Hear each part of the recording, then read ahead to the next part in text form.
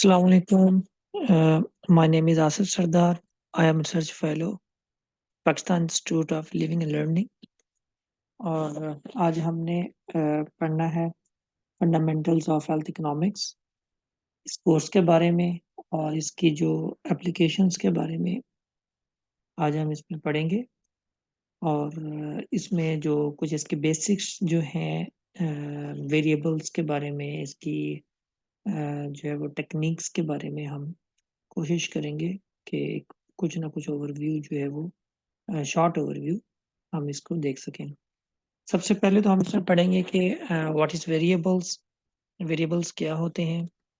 तो इसमें सबसे पहले तो ये है कि सारे के अंदर जो है वो हम जो चीज़ डिस्कस करेंगे उसे देख लेते हैं कि जैसे आपको पता है कि कोई भी रिसर्च जो है उसको प्रूव करने के लिए हमारे पास वेरिएबल्स या उसका डाटा होता है। ठीक है, डाटा को हम वेरिएबल्स का नाम देकर उसको बकायदा मॉडलिंग की सूरत में उसको एस्टिमेट करते हैं। उसमें कुछ डिपेंडेंट वेरिएबल्स होते हैं, कुछ इंडिपेंडेंट्स होते हैं, कुछ उसमें वेरिएबल्स के आगे सब टाइप्स होते हैं, जैसे डिस्क्रीट है, कंटिन्यूअस है, depends upon the behaviour of the data. और जो आपकी रिक्वायरमेंट है उसके मुताबिक हम डाटा की सिलेक्शन करते हैं बेस्ड ऑन द वेरिएबल्स। और फिर उस वेरिएबल्स को हम फिर अपने रिसर्च पेपर्स में या रिसर्च पर्पस के लिए हम इसको यूज़ करते हैं, ताकि हम डिपेंडेंट इंडिपेंडेंट वेरिएबल्स का आपस में एक दूसरे के साथ रिलेशनशिप चेक कर सकें।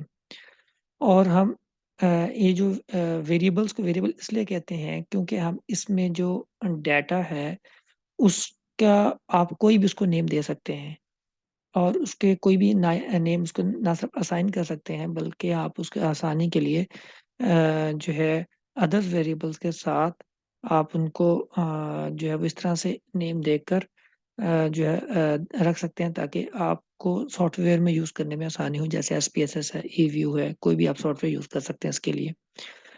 और और इसमें बहुत सारे वेरिएबल्स हैं रिसर्च के, जैसे कि उनके उनके टाइप्स हैं जिसको इसमें हम पढ़ेंगे, जिसमें हमारे पास है डिपेंडेंट वेरिएबल्स हैं जो मेजर है, इंडिपेंडेंट वेरिएबल्स हैं, इंटरवेनिंग वेरिएबल्स हैं, मॉडरेटर वेरिएबल्स हैं, कंट्रोल वेरिएबल है, एक्सट्रानियस वेरिएबल्स हैं। तो ये डिफरेंट टाइप्स हैं जो हम इसमें पढ़ेंगे, और फिर हम देखेंगे कि वो क्या होते हैं और हम इनको हेल्थ इकोनॉमिक्स में किस तरह से अप्लाई कर सकते हैं। सबसे पहले तो ये है कि टाइप्स ऑफ द वेरिएबल्स, जैसे मैंने पहले बताया। तो मेन जो टाइप्स हैं जो हम एक जनरली अगर हम बात करें जो हम रिसर्च में यूज़ करते हैं, हेल्थ इकोनॉमिक रिसर्च में यूज़ करते हैं, वो है हमारे पास dependent variables, independent variables, intervening variables, moderator, control variables and extraneous variables. इनकी अब हम डिटेल को देखते हैं फर्दर। तो इन शॉर्ट टाइमिंग में मैं कोशिश करूंगा कि आपको इन सारे का एटलीस्ट थोड़ा सा कुछ ओवरव्यूज बता दूं, ताकि आप लोगों को जो है उसको समझने में ज़रा आसानी हो जाए। व्हाट इज़ डिपेंडेंट वेरिएबल्स, बिल्कुल जैसे एक आप हम एक कॉमन सी बात को जैसे कोशिश करते हैं कि डिपेंडेंट वेरिएबल से मुराद जस्ट हम ऐसे वेरिएबल्स को लेते हैं जो कि जो कि डिटरमिन किया जाता है विद अदर वेरिएबल्स।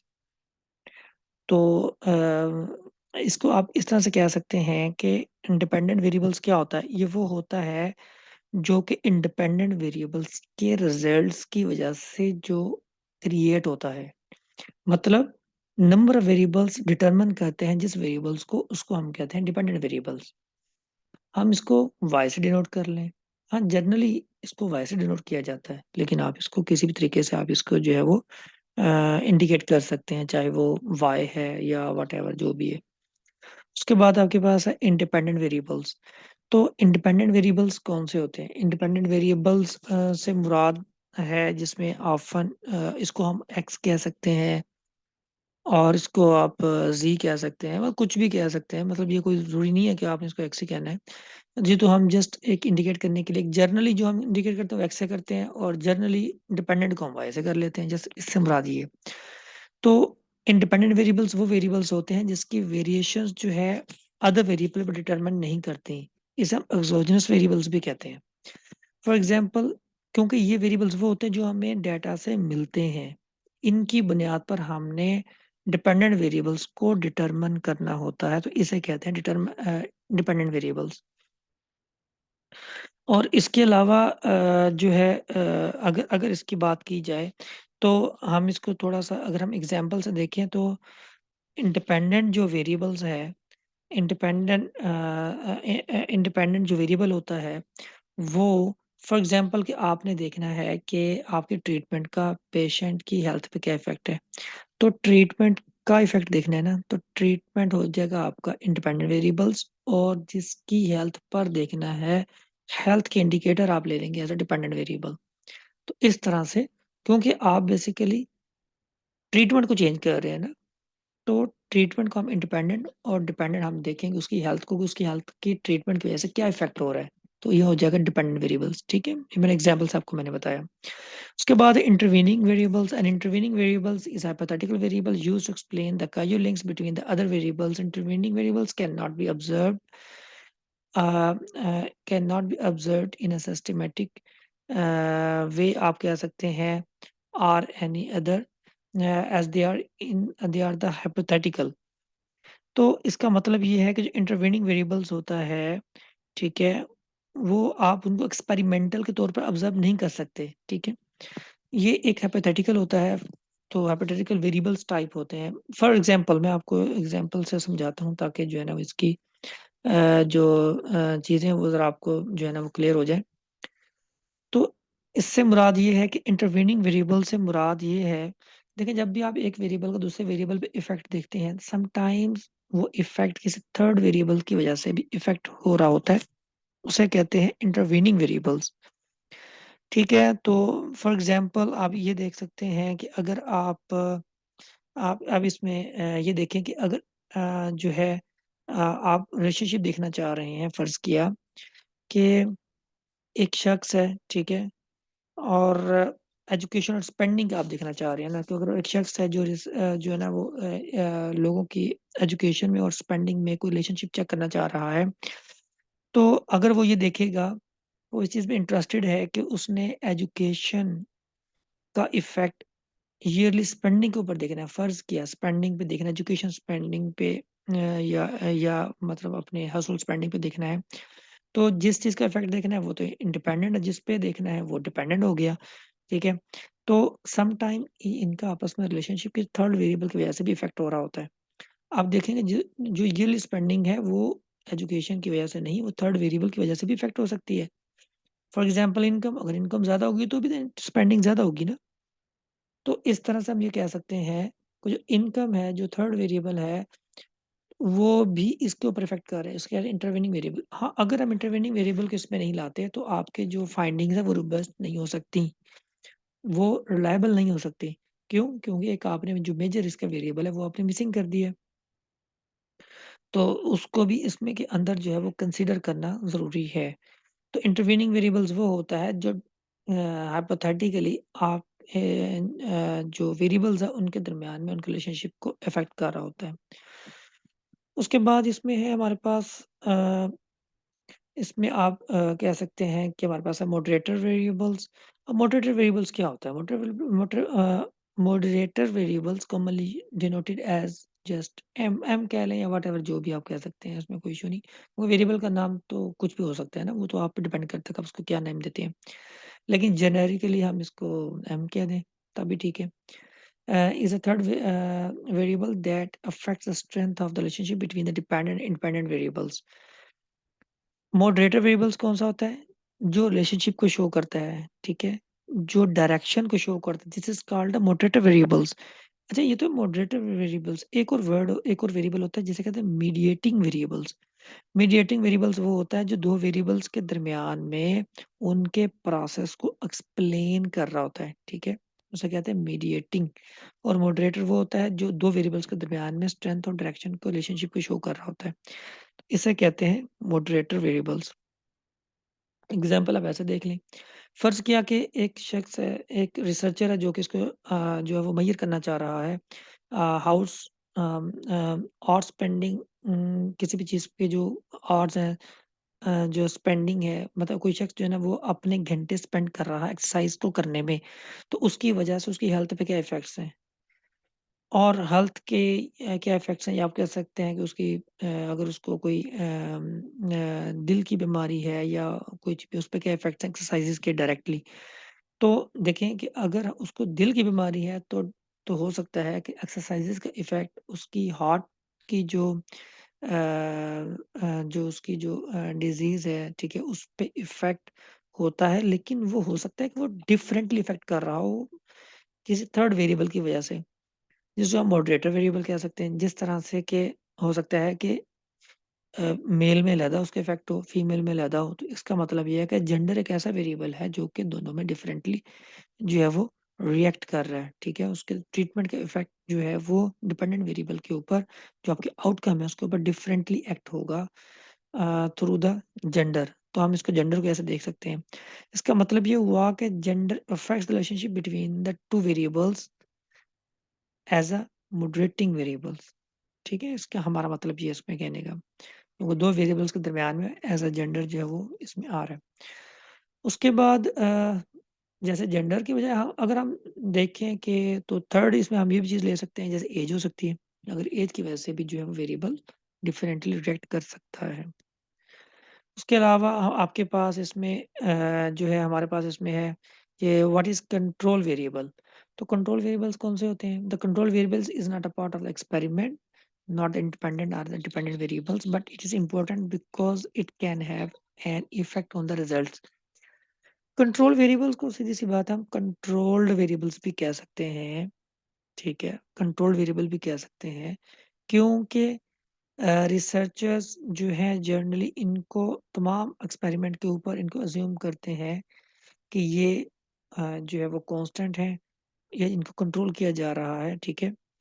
तो तो उसमें उसमें हम ये कह सकते हैं कि इस वेरिएबल्स का प्राइमरी फोकस हमारा पर रिसर्च के ऊपर नहीं होता, बल्कि हम इसके जो रिलेशनशिप होता है डिपेंडेंट इंडिपेंडेंट वेरिएबल्स के दरमियान में, ये चीज़ उनके ऊपर इफ़ेक्ट कर रही होती है। तो कंट्रोल वेरिएबल्स जो है वो डिफरेंटली रिएक्ट कर रहे होते हैं इंडिपेंडेंट वेरिएबल्स के साथ। अगर हम इसको थोड़ी-सी एग्ज़ाम्पल से या मज़ीद इसकी वज़ाहत अगर हम इसके देखें तो इस तरह से है कि जो इंडिपेंडेंट वेरिएबल है, इंडिपेंडेंट वेरिएबल का इफ़ेक्ट डिपेंडेंट वेरिएबल पे चेक करने के लिए हम इसको अदर वेरिएबल्स के साथ भी कनेक्ट कर सकते हैं कि सम टाइम जो रिज़ल्ट होता है हमारा इंडिपेंडेंट वेरिएबल का डिपेंडेंट के साथ, वो हमें वो रिज़ल्ट नहीं दे रहा होता जो एक्सपेक्टेड है। क्योंकि उसकी वजह ये होती है कि अदर वेरिएबल्स भी कोई ऐसा होता है जिस पे इफ़ेक्ट कर रहा है, जिसको हम इग्नोर कर रहे हैं बेसिकली, जो उसके रिज़ल्ट्स को चेंज कर सकता है। तो ऐसे रिज़ल्ट को हम रोबस्ट नहीं कहते, रिलायबल नहीं होता। तो तो फिर ऐसे वेरिएबल्स को क्या कहते हैं जो कि प्राइमरी रिजल्ट्स को जो है डिस्टॉर्ट कर लेते हैं, ठीक है? तो अगर हम इन्हें अनकंट्रोल छोड़ेंगे तो वो उनके डेफ़िनेटली उस पे इफ़ेक्ट करेगा, तो रिज़ल्ट जो है ना वो बिल्कुल भी जो है वो नहीं होगा, रिलायबल नहीं होता। तो उसके अलावा जो है हमारे पास है एक्सट्रानियस वेरिएबल्स कौन से होते हैं? Extraneous variables are undesirable variables that influence the relationship between the variables that an experimenter is examining. Extraneous experiment extraneous variable से मुराद ये कहने का मतलब ये है कि ऐसा वेरिएबल होता है जो कि किसी भी फैक्टर को जो है वो इंडिपेंडेंटली जो है ना, जैसे इंडिपेंडेंट वेरिएबल के साथ ये रिलेट नहीं कर रहा होता, बल्कि ना ये डिपेंडेंट वेरिएबल के साथ ये रिलेट कर रहा होता है, ठीक है? बल्कि क्या होता है कि ये जो है ये वो अनएक्सपेक्टेड वेरिएबल होता है जिसको हम ये कह सकते हैं कि जो एक्सपेरिमेंट्स की इंटरप्रिटेशन और रिजल्ट्स को ये अनएक्सपेक्टेडली अफेक्ट कर रहा है। तो इसका मतलब ये हुआ कि ये एक ऐसा वेरिएबल है जो कि जिसको कंट्रोल करना ज़रूरी है। मतलब ये है कि ये किस तरह से है कि ये हमारे पास जो है वो नेचुरल कैरेक्टरिस्टिक्स जैसे पार्टिसिपेंट की हो सकती हैं, ठीक है? जो कि बाज़ाहिर तो नहीं है, लेकिन अगर हम हो सकता है कि मेल फीमेल दोनों के बिहेवियर में फ़र्क हो, हम उसको इग्नोर कर रहे हों, ठीक है? तो जब भी अपने हेल्थ की कोई ऐसी रिसर्च करनी है तो उनके हमने एटीट्यूड को भी देखना होता है, ठीक है? और उनके मेल फीमेल के जो जो डिफरेंसेस हैं, तो उनको भी हमने साथ लेके चलना है।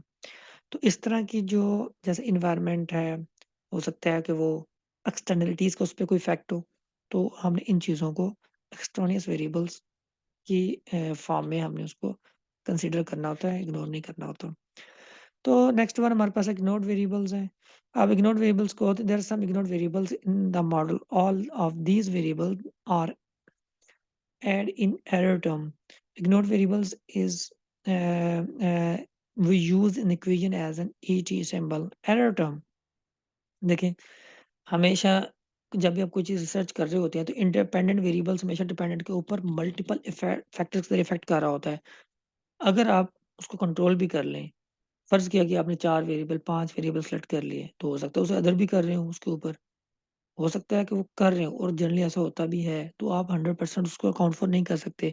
स्पेशली जब ह्यूमन बिहेवियर की बात आती है, तो ह्यूमन बिहेवियर टोटली डिफरेंट जो है ना वो 1 टू 1 परसेंट परसेंट वेरी करता है, तो उस चीज़ को आप अकाउंट फॉर नहीं कर सकते। इतनी वेरिएशंस को अकाउंट फॉर करना किसी भी रिसर्चर के लिए आसान नहीं होता।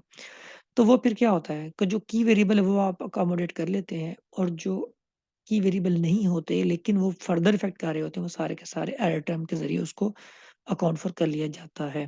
तो ये होता है इग्नोर्ड वेरिएबल्स, ठीक है? और इसमें जो फर्दर है वो ये है कि अब हम इसको आपको आपको बताते हैं कि अब इन वेरिएबल्स के जो आपने पढ़े हैं, ठीक है? अब इनकी एप्लीकेशन द सोशियो इकोनॉमिक्स में क्या है? जैसे कि सस्टेनेबल डेवलपमेंट गोल्स क्या हैं, ठीक है? सस्टेनेबल डेवलपमेंट गोल्स में इन सब की एप्लीकेशन जिसमें हेल्थ का, पॉवर्टी का, हंगर का, ठीक है? सबका जो है ना वो इसमें जो है वो आपको इसका ज़िक्र जो है वो मिलता है।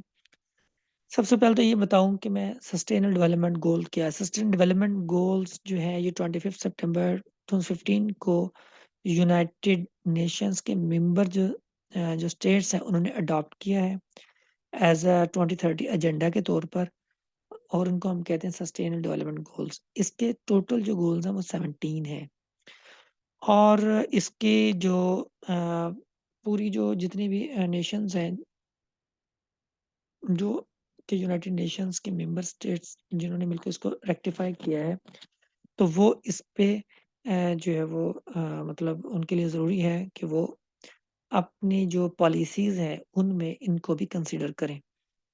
तो तो इसमें जो है ये एसडीजीज़ का जिसमें इसके जो गोल हैं, सबसे पहले है, आप इसको देख सकते हैं कि अ, नो पॉवर्टी जैसे SDG 1 zero hunger to 8 month जो हमारा जो गोल है decent work and economic growth 9 industry innovation infrastructure SDG 10 reduce inequalities ultimately जो है ना ये लीड करती है पॉवर्टी को रिडक्शन में और हंगर को कम करने में। तो इस तरह से जो है वो ये चीज़ आपस में एक-दूसरे के साथ इंटरलिंक्ड है। तो जब भी आपने कोई रिसर्च करनी है, चाहे उसको आपने सस्टेनेबल डेवलपमेंट गोल से अटैच करना है, कोई सोशियो इकोनॉमिक फैक्टर्स देखने हैं, कोई आपने इसको जो है वो अपने इकोनॉमिक्स एनालिसिस के साथ अटैच करना है, तो आप इसको जो है उन वेरिएबल्स के थ्रू आप इनको ईज़िली मेज़र कर सकते हैं। जैसे अगर मैं इसमें बताऊँ कि इसको आप किस तरह से फर्दर कर सकते हैं, जैसे कि इकोनॉमिक फैक्टर्स हैं, फ़र्ज़ किया अब हंगर है या पॉवर्टी है, तो उसको देखें तो इसमें जो माइक्रो लेवल के जो वेरिएबल्स हैं, जैसे हमारे पास फूड इनसिक्योरिटी है। देखिए फूड सिक्योरिटी क्या है? फूड सिक्योरिटी ये है जब एक्सेसिबिलिटी हो, अफोर्डेबिलिटी हो और जो है वो और जो है वो टाइमली जो है ना वो कंज्यूमर के पास जो है ना वो उसकी अफोर्डेबिलिटी होनी चाहिए ताकि वो उस चीज़ को यूटिलाइज़ कर सकें। इस तरह हाउस होल्ड एक्सपेंसेस हैं, फाइनेंशियल डेट है, ये सारे माइक्रो लेवल का डेटा है। डेट ये एग्ज़ाम्पल्स आपको हम बता रहे हैं वेरिएबल्स की डाटा लेने की। अनएम्प्लॉयमेंट है, फाइनेंशियल स्ट्रेन्स हैं और फाइनेंशियल कंस्ट्रेंट भी हो सकती हैं, फाइनेंशियल एड भी हो सकती है, फाइनेंशियल कोई रिलेटेड रेलेवेंट जो डाटा हो सकता है। ये माइक्रो लेवल का डाटा आप ले सकते हैं, ठीक है? और इकोनॉमिक फैक्टर्स में आप इनकम इनइक्वालिटी देख सकते हैं, ठीक है? जिसे हम जिनी कोएफ़िशिएंट ले सकते हैं, इकोनॉमिक रिसेशंस ले सकते हैं और इंडिकेट आपने वेरिएबल्स के इंडिकेटर सेलेक्ट करने होते हैं। इकोनॉमिक इनइक्वालिटी को कुछ इंडिकेटर सेलेक्ट करना है बेस्ड ऑन योर लिटरेचर।